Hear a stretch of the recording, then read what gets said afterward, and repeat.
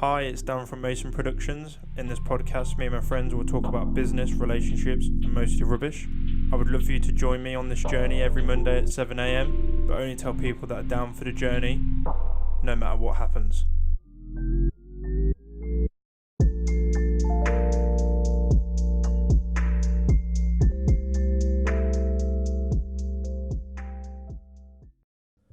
Hi guys, it's Dan from Mason Productions. And Tyler from Mason Productions. And today we are back in the studio, and I think we are today going to be talking about our mental health. We're going to be doing an update on our mental health and being open and vulnerable. There might even be tears. I don't know. I hope not. I also hope not. But I'll be very honest. I have been very emotional recently. Yeah. Yeah. There's just been stuff going on. You good? Yes. As a whole, I am good. We will get to the shit in a minute. Okay. How you been? You've been going on a bit of a transformation. Yeah. I think it's fair to say. Yeah. It's not it's not been easy. Not been easy, and I think I just want to interject, and I just want to say, for people that don't know, Tyler earlier this year went through a breakup. Yeah. They are never easy. They are shit. They are soul destroying. But I want to give a big props to Tyler for the way that he dealt it. ASMR. Yeah, that was still shit. I just want to give out a big props to Tyler, really, for the way that he dealt with it. His first proper breakup. Don't get me wrong, there was ups and downs, but there is with everything. And I think overall you've come out of it a better person, and I think you've learnt some things that you know not to do and what to look out for and sort of things like that. So I've learnt a lot from it, and I'm thankful it happened now. In terms of the whole thing. At the time, obviously it's painful and it hurts, and we don't know how to deal with it. But like that, I think you've. How is that? That one is not as sweet. That one tastes good.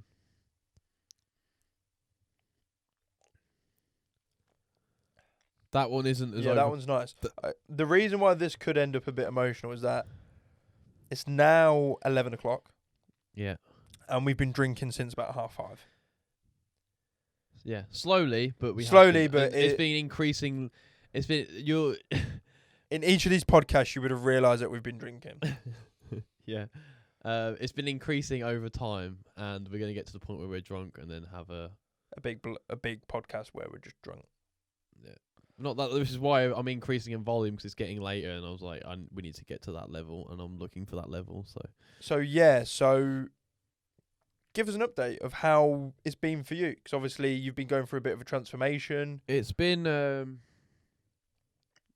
enlightening. I've been getting in touch with myself a lot more. I've been working out certain things. I've been meditating a lot more, and it's helped massively. I know there's a lot of stigma behind meditation, and I think meditation, admittedly, is one of the things where it's good for everyone. Yeah. Is my honest opinion about it. I love meditating. I used to meditate a lot. And I also think that it doesn't have to be hippie. No, but the thing is, like, a lot of I don't get that stigma being the whole hippie thing. I know they just compare it with, like, stoner hippie, like, whoa, bro, this shit. And it's not that. But it's giving yourself time to process / not think. For me, it's not even about not thinking. For me, it's about being able to understand or getting used to being within your own head. Mm-hmm. Because some people battle not being in their own head. Yeah, people go to alcohol, they'll go to drugs, they'll go to socialising, they'll just do everything they can to avoid their own thoughts. Mm-hmm. That's a big thing, to be fair. You are right there. And it becomes just a long standard coping mechanism, and they'll just shove it down and ignore it, and it just makes them sick. Whereas meditating, like for me, I mean, I've even got to the point where I used to meditate a lot with guided stuff or like with kind of stuff in the background, but even now, Like just recently, I've been sitting outside 'cause it's been beautiful, and I've just sat in silence for 20 minutes. And I don't look at my timer for 20 minutes, and I battle my thoughts. Not battle them, but in terms of your thoughts, especially when you're new to meditation or learning how to do it, is when you have no other stimulus, your mind will be like, it'll try and drag you off into stories in your head. Mm-hmm. It'll give you a thought and you'll be thinking about it. And you have to constantly throw yourself back onto the present moment or focus on your breath or this or that. And it's a difficult thing to do. 100%. But I do think it's worthwhile doing that. You have such a sense of peace and clarity. And I think that if there is one thing that we could both recommend, it would be meditation of some sort, guided, non-guided. Absolutely. Or just having the time just to think for yourself. You have such a better mental clarity. You can control. And one thing you get good at understand. You get good at self-reflection and checking, like realizing your own emotions coming up and being aware of. That's the biggest thing. You're being aware of everything, and when you're aware of it, it gives you time to think about things and then react rather than just act on emotion. And just going on, like for example, if and overall, I've just been doing things to help myself become happier and understand who I am, and not only that, but like just build my own self-confidence. Because there's a point where, and I'm still not quite there, but my self-confidence is terrible. Like I didn't like what I saw in the mirror and things like that. I think people will honestly see a massive difference within the last 6 weeks. Yeah. Because we did a gym update. Yeah. Or a gym chat as the second episode of this season. Mm-hmm. And you was very much visual. I want to see this. I want to see this. Yeah. I even feel like now where you're just like, I'm going to the gym not even to look good, but just it's good for my mental health. As you was like, I want to put on more mass. I want to have this. I want to have a 6-pack, and I want to do this. And because I was very much under the ethos of like, I'm not really bothered about all of that. As you was very much, because you wasn't happy, but you thought that you was happy in yourself, that you was like attaching yourself to like the visual parts. I very much went through. I mean, I went through a stage where, because I didn't feel like I was enough, I kind of did everything to make myself better, but I was almost at the delusion of I'm happy, I'm fine, where I really wasn't as much. I didn't take a long look at myself, and it took for me to. It took a lot of. It took breakdowns. It took time alone with myself to really look at myself and realize like I do have a lot of value. I'm worth this. I'm worth that. Like, it's good because you are worth, in my eyes, you're priceless. Oh, it means so much. No, but like there's still dark days and everything, but I've learned to like life is going to be one of those things where it's never going to be a constant up. Yeah, I think one of the things that as humans we really struggle with, and it's one thing that I've maybe learnt a bit more, is it's okay to have down days. It's normal. And it's also okay to not know how to get out of them. Yeah. But you have to almost treat every day as a new day. Yeah, I know. You can't let it drag on. But if you're in a bad mood for one day and you don't know why, that's okay. I'll be... One of the other things aside from meditation and all this stuff, one thing that really helped shift... I mean, because everything is just due to perspective, right? Mm-hmm. One thing that really helped is gratification. And that is simply... When shit's going bad, it's just having that positive perspective on everything. Like, you go out in the rain, oh, it's raining. Instead of going, oh, my clothes are going to get wet, this is shit, my life is shit.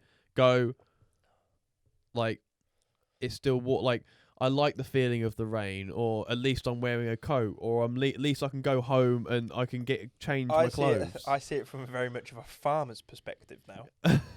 Okay, all right. So for me, I'm like, so for some people, oh, for fuck's sake, it's raining. I'm like, oh, the crops are going to get watered. Yeah. So I see it, that's my gratification where like, I can pivot something from. I'm like, at least the crops are getting watered.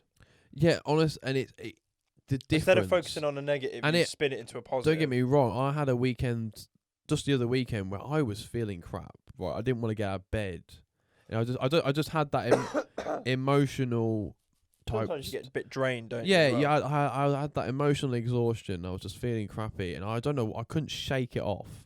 Right, and I remember being in the shower, and I was just sat there thinking to myself, just breathing, and I was just like, "This is gonna happen." You need things like this to remind yourself how grateful you are when things go well. And I'm just sat there like, sometimes on your way forward to being a better person, you forget how far you've came. yeah, And days absolutely. like that are great for just humbling and reminding you. Yeah, and not just that. It's important overall to just learn to manage those bad emotions or negative emotions, and learn how to kind of transcend them into something better. Because oftentimes you'll just sit there and fester, and and I'm very much one of those believers where your thoughts become your reality. Oh, 1,000%. Like I know that sounds all spiritual crap, but that is true. Like if you're someone that's pessimistic and will constantly sit there going, can't do this, can't do that. Yeah, I can't do this, can't do that. Don't have enough money for this. You won't, and you never will. You have to have that kind of like positive outlook on life and just take things as they come. Like, this isn't going well. Well, like one thing I've done now and I've learned to do, and I've wrote down loads of mantras. I used to have one of them. And I still do every day. Do you say them in front of the mirror? Not all. I mean, to be fair, there's a massive mirror of a wardrobe right opposite my bed. Because I used to every morning. I used to wake up, look outside, look in my like wardrobe mirror, and my mantra was, it sounds silly. It was, I am the only Dan Mason, and I'm happy of my life. Yeah. I used to just say that because I was just to a point where I'm like, everything's shit like that. But an insane positive stuff makes you go, I am happy that I'm Dan. Oh, I'm fucking going. I've got a few mantras that I use, and you are totally right. And then one thing, and it's a simple one, and this is also ties along with manifestation, because I believe in that. I don't because it just makes sense. I'm not a big believer of manifestation, but I appreciate that it helps people get to where they want to be. But a lot of misconception is people just think, oh, if I just believe everything will go right, everything will just go right. There's still that you still need to act on things and actively do it, but it's having that positive outlook and believing it's already, because it's like that whole misconception of you have to see it to believe it, which is bullshit. But the thing is for me with manifestation, when it's like, oh, I've believed it into the world, and it's like, no, you just worked hard. But I think it's having that positive outlook that's changed your whole perspective. Maybe I am manifesting that like Mason Productions will be humongous and but like I'm just like, it just takes hard work. I'm not like when we become rich and famous, I'm not going to stand there and go, I manifested it into the universe. No. I totally get that. And you know when people are like, I manifested this into the universe. No, you just worked hard. What the fuck are you going on about? Yeah. No, I get what you're saying. I'm not trying to say like you just believe it and things will just happen. Like you have to put in like active, but it all starts with a fundamental perspective and belief in things. I think perspective is a massive one. Oh, absolutely. But one thing I said was, why is things always working out for me? Why is everything so easy? Why is everything rigged in my favour? Now that sounds stupid, but it's having a positive outlook that things are going your way.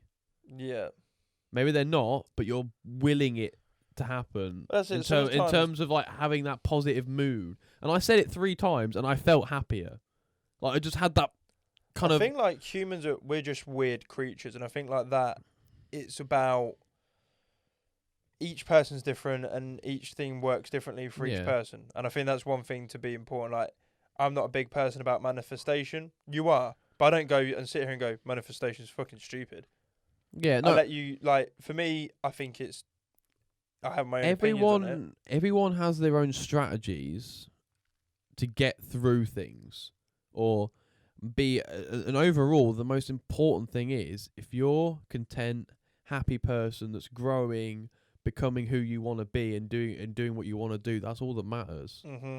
Like, It doesn't matter if you have to believe in some mumbo jumbo, but like I said, it's all perspective on things, because people are going to believe. Some people believe in star signs and Crystals. believing that you have to be with a compatible star sign. Star signs and crystals. And crystals and things like that. But I never, as much as I find things funny in my own perspective, I never like to judge. I always It's a bit like not kink shaming.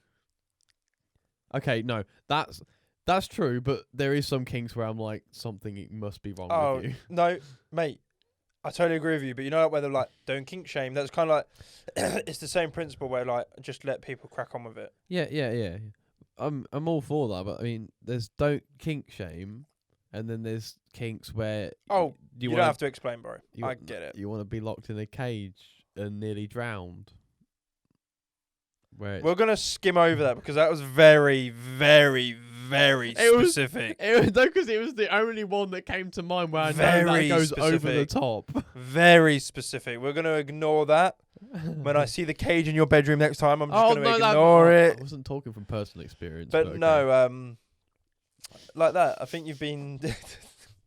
It reminded me of the, 1,000 Ways to Die. Oh yeah, it reminded me of a death where a kink involved a guy dressing up as a baby. Oh no, that shouldn't be a thing, man.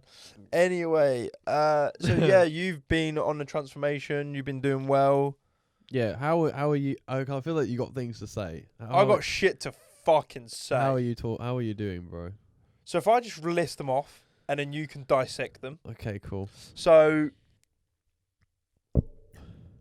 one thing that probably people don't know, and one thing that has been really difficult over the last sort of few years has been I'd never lost anybody in my family. Mm-hmm. I then lost my nan. Yeah. And then I lost. So before my nan, there was a friend. Yeah, I know what you're talking about. He was. We were close, but we weren't mega close. His name was Charlie. As of yesterday, it was his death anniversary. I don't know if that's what you call it. Yeah, it was yesterday. I didn't realise it was today. Yesterday. It was either today or yesterday. Fuck, I didn't know. Because I went and saw his grave 2 weeks ago. Oh, shit. Because I still go down and I say... I don't even know where he's buried because I wasn't invited. We'll go there because I want to say... I'm weird when I see, like, when I go to a grave, yeah? No. We'll go tomorrow because I want to go see him because I'm pretty sure it was today. Yeah. That the Friday, as in today. Yeah. Pretty sure it was today or it was yesterday. But, like, so he passed away. I'll just put it as blunt. Like, we won't go into the ins and outs. Yeah. He passed away during lockdown. Then like that hit hard because he was somebody our age, somebody that was just so lovable. We used to go to the gym with each other. We'd been to parties together with there's photos of me and him like at parties and stuff. Like we just got on really well. Then so he died in the May, and then like I think it was like in the July, August, my nan died. And then a year after, so like 18 months later, a day apart, my good friend Matthew. That's who I thought you was talking about originally. No, so Matthew, he we kind of knew that he wasn't ever gonna live an adult life, but we thought he would get a lot older than what he did. He suffered from like nocturnal epilepsy. He had gone through so many operations and basically was a guinea pig for a lot of things. But he then passed away, and then so it was weird. So he passed away, but he was found a day later. And then my uncle died on the day that I got told about Matt. So it was a Saturday. Sarah had gone to Thursford with her mum, dad, family. I stayed at home. I got a phone call from Kieran, what is Matthew's brother, to say that Matthew had passed away last night. So I went and saw Kieran and we had a chat. Me and Kieran, like, he's one of the ushers at the wedding. Like, he'll always be a great friend of mine. And then I got home and I was just, moping about. Then at midnight, somebody knocked on my door. Because of my past, I thought it was, something bad. So I thought somebody was coming to rob us or coming to attack us. It was my dad, and it was midnight, and he basically came round to say that my uncle had died. So on the same day, I'd found out that one of my best friends had died and my uncle had died. So within the space of 18 months, I'd lost 4 people. Or the space of 2 years, I'd lost 4 people. And pre that, I'd never lost anybody that was close to me. Yeah. So my nana's sister passed away, but I'd only met her once at when I was 3. Yeah. So I didn't have that personal connection. So that's been going on, and that's been a struggle in itself, really.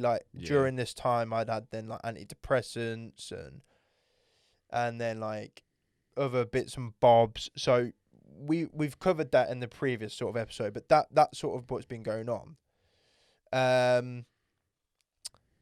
Then recently, my mum and my auntie have been falling out with so my auntie in Scotland, Auntie Jackie. I'll always call her Auntie Jackie because that's what she is.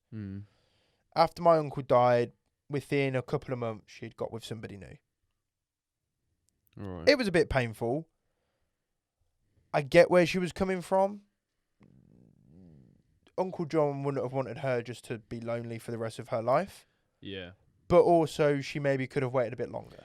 Yeah, a couple. I mean, it was literally it was probably 4 months. Yeah. And then she announced it on Facebook. How long were they together? 25, 30 years. Fuck, yeah, that's massive. They were together a long time. My cousin's in his 30s. So they've been together probably 40 odd years. Yeah, that is.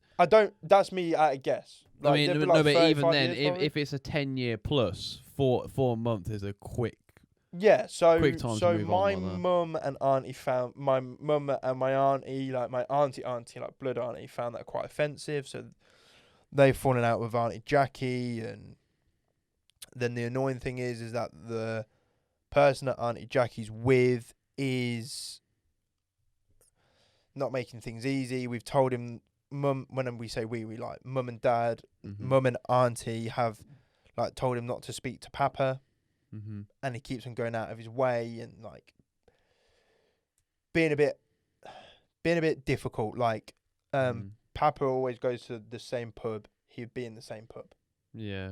Then Papa would get home and want to pay for his taxi.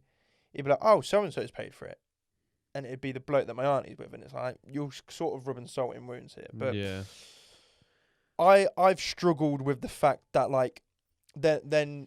That's been going on for the last, couple of months. Then my auntie and my mum have fallen out with my cousins. Don't really know what about, and I also don't really want to know because I also don't care. Yeah. Family but obviously, it's quite difficult knowing that your mum and auntie now don't get on with your other family members. And the other thing that's quite stressful is me and Sarah obviously getting married. Yeah. So now we're it's going to be at the wedding. Ultimately, anybody that ruins our day, whether it's my mum, my auntie, my cousins, if they ruin my wedding day, they'll never be in my life ever again. Yeah. That's as simple as. Yeah. If my mum makes a scene, she'll be told to leave. She'll never come back again. That's how I see it. And hopefully, they can be all grown up for one day. I've really struggled with the fact that I don't understand why. I feel like they're arguing over nothing. Because nobody can. My mum and auntie like to moan about stuff. Yeah. But they don't ever come up with solutions. So they will go, "This is shit." And then when you go, "What do you think then?" "Well, I don't know." So you can't point out a problem. For me, if you're going to point out a problem, you've got to have a solution. Yeah. Maybe that's just my IT brain. I mean, yeah. Do you want to finish? That is dreadful. I don't think. No. I'm going to go back onto the Budweiser because they are dreadful. I might. If I get the more I drink, the more I'll just go. Yeah, fuck it. Yeah, they're dreadful. But yeah, so I can see because you've always had very logistic type of view on things and how you. I'm very logical in the way that I think. So my emotions. Not that I'm cold-hearted, but I haven't like so Sarah be like, oh babe, what, you know, you're right. You know, you're not really saying much because I'm like quite quiet about it. I'm like, I'm fine. Don't want to talk about it. The other weekend I got like paralytic and like just sobbed for like 25 minutes I think because I have to get to like you paralytic level you to like don't- want to talk about you stuff. You don't. The problem with you is you suppress your emotions too much, and that's why they come out. 'Cause Yeah. I read a thing, right, and it was like when people act like a different person when they're drunk, it's because that is their subconscious or their conscious mind no longer having a handle Yeah, like on of that like suppression of their emotions. So what's happening there is when you get drunk, you can no longer go, I don't want to talk about it, and all those emotions that you've been holding back are coming basically, out. yeah, and it sounds really silly. So like, I'm a big Liverpool fan, right? And they Yeah. always sing "You'll Never Walk Alone," and at my nan's funeral they played "You'll Never Walk Alone." Mm-hmm. So like now I've got like a sentimental value to that song. Yeah, absolutely. So like every now and again, I'll just sit and I'll just listen to it Mm-hmm. and I'll rewind it. I could listen to that song like 4 or 5 times, like just because it like reminds me of my nan. Yeah, it's nice. So like, I'll it's nice. sit there, like so this night in question, we had been to a wedding. It was an amazing day. Yeah. Had no reason to be upset, and in my head it was like, you need to listen to "You'll Never Walk Alone." Yeah. But because that was going in my head, like, you need to listen to "You'll Never Walk Alone," I just couldn't get like my nan out of my head. Yeah. So then like I went to the bathroom. We were staying in a hotel. Went to the bathroom, just sat down, you know, trying to have a shit or something. Because I had my trousers down. I do sit down wheeze quite a lot, but like Yeah. I had my trousers down or whatever, and then like I played "You'll Never Walk Alone," just started sobbing, and then like Sarah came and said, "What's the matter?" I was like, I just don't get why my family just can't get along. Yeah. I just don't get it. Like for me, like they live in Scotland, we live in England. You're texting each other. You're not even ringing each other. Things are getting misinterpreted. They're getting fucked off because in their eyes, Mum left Scotland, so therefore she has no right on what people get to do in Scotland. And I can see it from like both sides, but my mum just and my auntie just can't. Ultimately, it's petty squabbles. But it's got to the point where like it's no longer petty squabbles. It's like they're arguing about legitimate stuff, but they're being petty about it. Yeah. So like, you haven't gone to go see Papa in 4 weeks, right? Yeah. But so Nana passed away. Papa's by himself. He's capable, but you know he needs a little bit of help. Sometimes his milk has gone off. He needs new milk. His bread's gone off, or he needs help with the washing, whatever. He's 80 something. He's old. Yeah. They haven't gone seen him. The woman that goes round and sees him is one of my auntie's friends. She's not even blood. She's just a friend. She gets his rolls every morning, gets his paper every morning. And it's a bit embarrassing because you're like, I've got all this family up in Scotland and so it's a place. It's all on one big council estate. Wow. So everybody lives within like 30 seconds of each other. That is bad, yeah. Bar like the male cousins, they live like 15 minutes away. But even like so, the girls, one of them lives 30 seconds up the road. Yeah. And the other one lives a minute away. You can walk to them within a minute. And they don't go see him. They walk past his house and they wave to him, but they won't come in. Okay, yeah, then that's bad. So like that frustrates me. And then like I then think about my other nan. So like on my dad's side, yeah, Nana Mason, and I don't go see her as much as what I probably should. No. And then you're like, I feel guilty because I'm moaning at them for not going to see Papa. Yeah. But I don't go see my nan who lives 25 minutes away. And then like when I go round my nan's, I always end up doing jobs because it's kind of what I go round there to do. Like I went round there and cleaned her fucking gutters out. Yeah. But like I don't go see my one nan who lives 25 minutes away. And then like I'm getting upset because you're not going to go see Papa. And then I only live 25 minutes away from one nan and I don't even go see her. So it's like a bit of a conflicting. I can sympathise loads with that because I have my own family shit and I really understand. Like a lot, there's a big thing about like my gran not saying like no one comes round to see her. She lives on her own and shit like that. And my uncle, my dad. I mean, my aunt probably sees her the most, but now that it's not as bad now. Like every Wednesday, my gran goes round and my mum cooks for them. She has dinner with my family That's what it's nice. every yeah. Wednesday. But same with you. I'm a little bit like that in the fact that my nan is probably a 5-minute walk away. Yeah, but you just The main time you're just busy, ain't you? the main- That's the thing. but I'm so engrossed in my own little world, my own shit going on that, and it's sad to say, like I don't make time for her. Yeah, it's fucking. But it's, even what's that said there? That's probably got to the 30-minute mark limit. Yeah, it is 19. Like, that went on a lot further than I thought it was Yeah, going to go. we'll literally just hit record and we won't even have a break. Yeah. Fuck it. There'll be a quick thingy in my camera, but just carry on talking. We're not even gonna. This is too flowy. For Yeah. But for me, like, even my nan, right? She asked me today. I felt a bit bad about it. She asked me today, like, if I could help move some stuff because she's taking some stuff round because my dad's gonna make a duck pond type thing. That is quite cool. And obviously I was coming here. Yeah. And I was like, well, I can't really leave Whole Beach. I'm getting picked up, blah, blah, blah, blah. And, like, she messaged me at an awkward time. But then I think to myself, like, I'm the same as you. Main time I go around my nan's is to do gardening or help out. Yeah, but Don't get me wrong, I have a catch-up with them. But I even thought the other day, because I go to coffee shops a lot, and I'm like, why don't I just invite my nan to come for a coffee with me? Yeah, see, that's it. Like, I'm going to do that more because, like, obviously, with giving their age and stuff, they're not going to be about for And this is the thing that, like, Nana Mason, I'm quite lucky, she's a young Nana. Yeah. She's not even 70. She's like 69 or something. Oh, wow. So, it's like, I'm quite lucky that I've Yeah. got, like, I'm going to have touch wood, a long time with her. Mm-hmm. So, there's all of that going on that's been eating away at me, probably. Like that. Work's been busy. Wedding is just fucking crazy. Yeah. And then the other thing that's just a thing that probably will always be the way that it is. Mm. The Scotland thing is the thing that really hurts the most. Mm. Because I'm like, everything was fine like 3 years ago, 4 Yeah. years ago. Yeah, I know. And like now, you're not even speaking to each other. And I think some of it's a bit pathetic. Oh, no, absolutely. And I think you've just done what I did. Enjoy. Thing is, I'm wearing white as well. Yeah. Rip. Oh, fuck me. But yeah, like, you know what I mean? Like, it's just one of them things where, like, people now, like, I don't know if what people have said now will affect relationships for, like, years to come.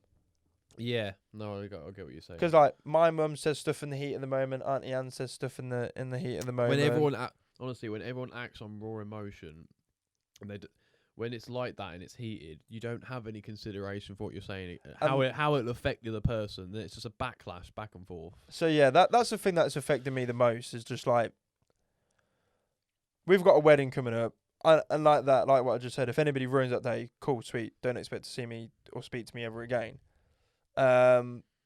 It's just one of them things where it's like, it could be so easily resolved if you just picked up the phone and spoke to each other.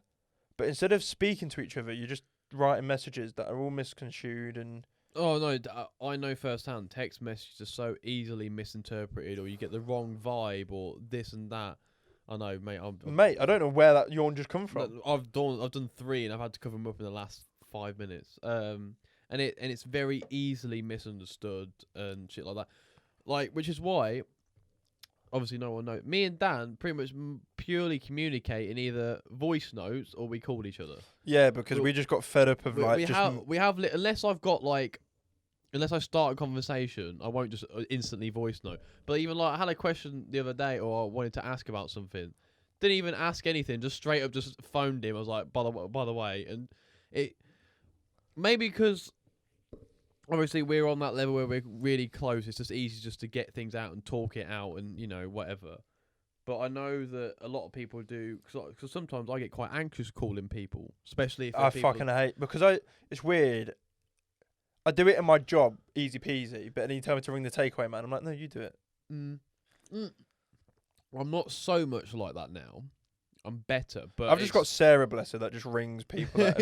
Sarah, I've got better recently because I've been going to the doctor's job, like speaking to people about jobs and things like that. So But yeah, like I have got better about it. But yeah, But I'm the same. Like when I had like artist friends or I didn't know very well, and they're like, "Oh, I'll jump on the Discord call." I'm like, don't want to speak. yeah, no, I'm kind of Like you know that cool. old age excuse when you're playing a game or something. Like, oh, come on, Mike. He's like, oh, my mic's broken. Yeah, yeah, yeah. And I was like that for a while. Like when I was playing, I was playing with